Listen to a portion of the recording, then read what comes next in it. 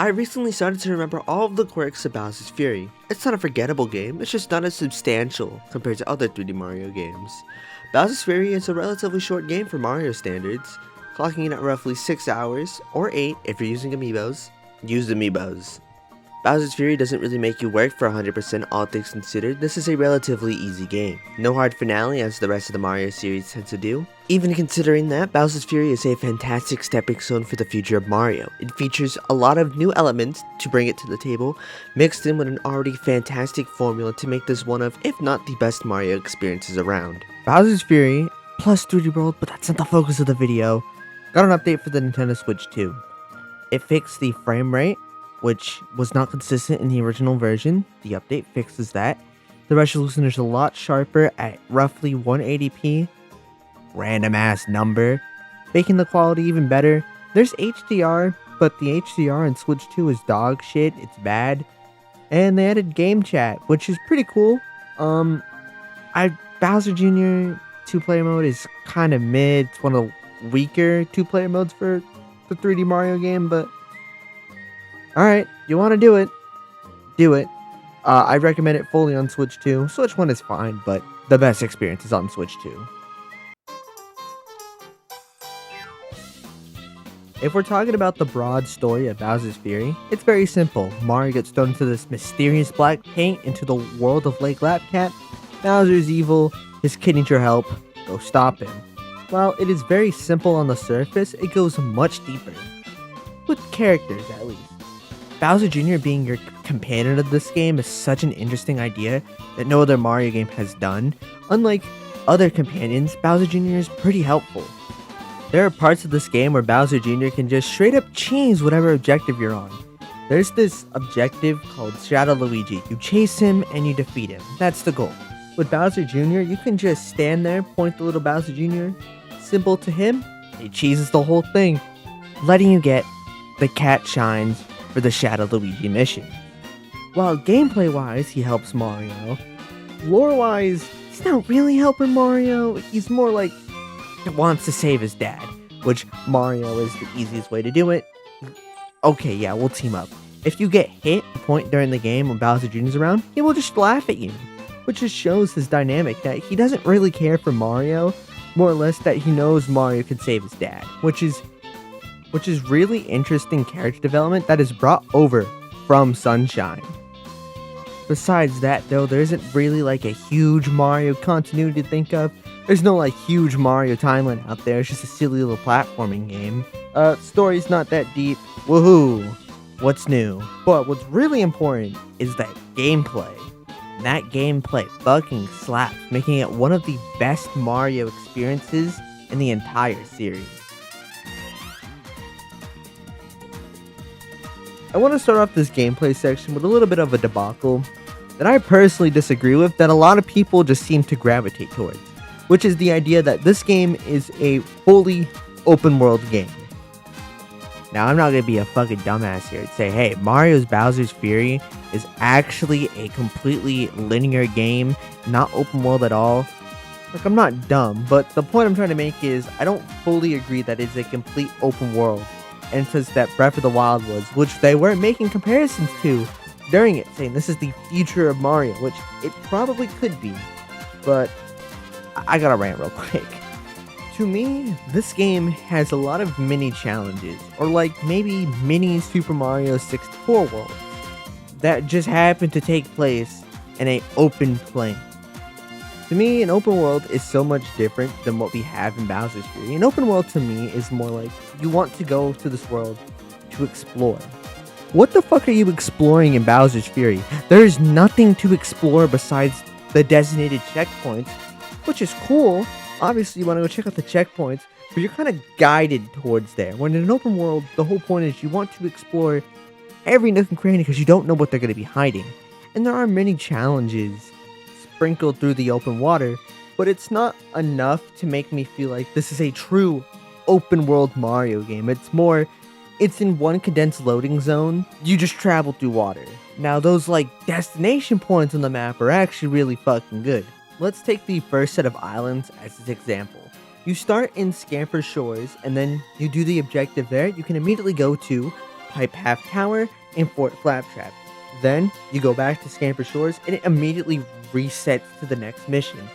In a way, this is like Super Mario 64 or Super Mario Sunshine, where you're going back to these levels and there's a little bit of difference every time you go back with a new mission to do. Now, it's not as creative as Super Mario 64, but it still gets the point across. The instantaneous loading between going from one place to the other and just this constant back and forth makes the idea of what 64 was trying to be so much more realized. This game has a reference to the entire series just caked into it. It's inspired by 3D World. Duh! But it's also inspired by Super Mario Odyssey.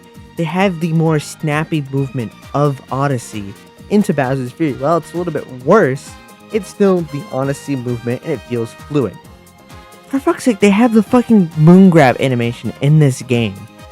It's more akin to Sunshine, as they have fucking cat shines. Again, like the references, wow. Circling back to that obvious dumb moment of 3D World, this is where one of my problems come into this game.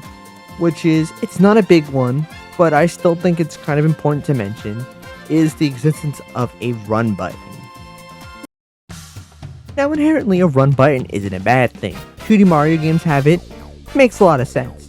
3D Land and 3D World have it makes a lot of sense because you're more in tight movements. But Bowser's Fury is a 360 game where you want to move 360, you want to have this tight platforming that I feel like I can never fucking do because it has the run button and the dash animation from fucking 3D World, and it just sucks. It sucks because when I want to dash, I can't because I have to do a little circle just to spin it and get him up to full charge for Mario fucking slams. It just sucks. It's one of my main problems with the game, that tight platforming you can't do, and they don't have it, which is a shame, because that 3D World engine just isn't designed for that, and it's such a simple fix. Just get rid of the run button. Cat Shines, the main collectible of the game, is a lot more useful in Bowser's Fury. Not only do they add to your grand total of 100% completion and just completing the game in general, they take away Fury Bowser's health. Even if it's a sliver, it still feels like I'm constantly making progress with just one single Cat Shine.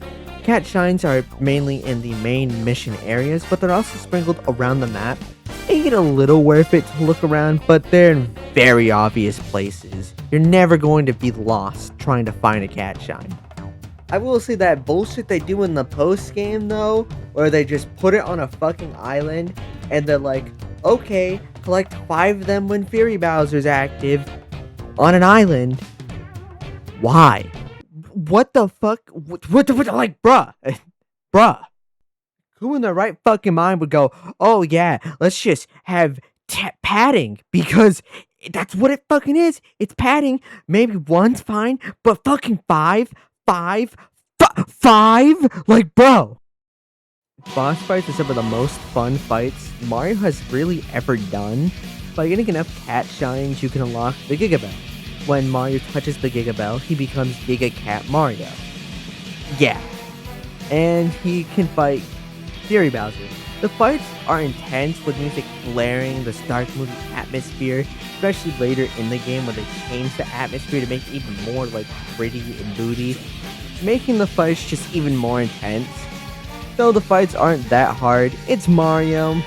Don't expect huge platforming unless it's in the very end of the game, which this game doesn't even have a hard challenge at the very end. It's just straight through, you finish it, you're done. But I mean, I don't really need a hard challenge to make a Mario game fun, and the boss fights certainly do add to it. I want to mention the final boss real quick. It's definitely the worst boss in Bowser's Fury because the gimmick isn't that fun. But I just want to bring special attention to the music which is playing. One of the best remixes, bringing in Bowser's World from 3D World, just blaring in. It's so, I fucking love it. The post game of Bowser's Fury isn't really a long one, but it's still tremendously fun. You beat the game at 50 cat shines, you get 50 more to beat it. If you have an amiibo, you can streamline this process.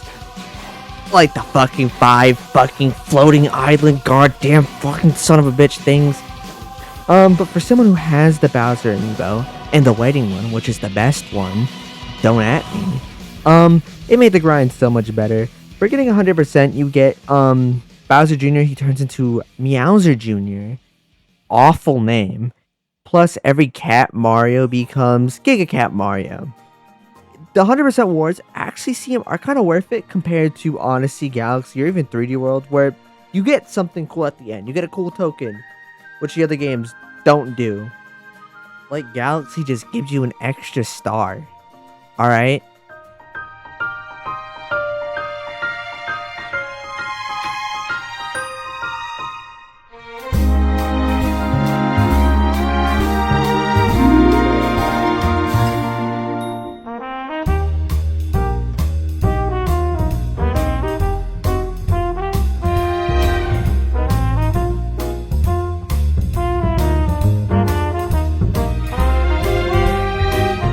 And that was Bowser's Fury. The game will certainly be forgotten in time. It's not long, and it doesn't add a whole lot to the Mario franchise, besides technically being the first open world, but to each their own.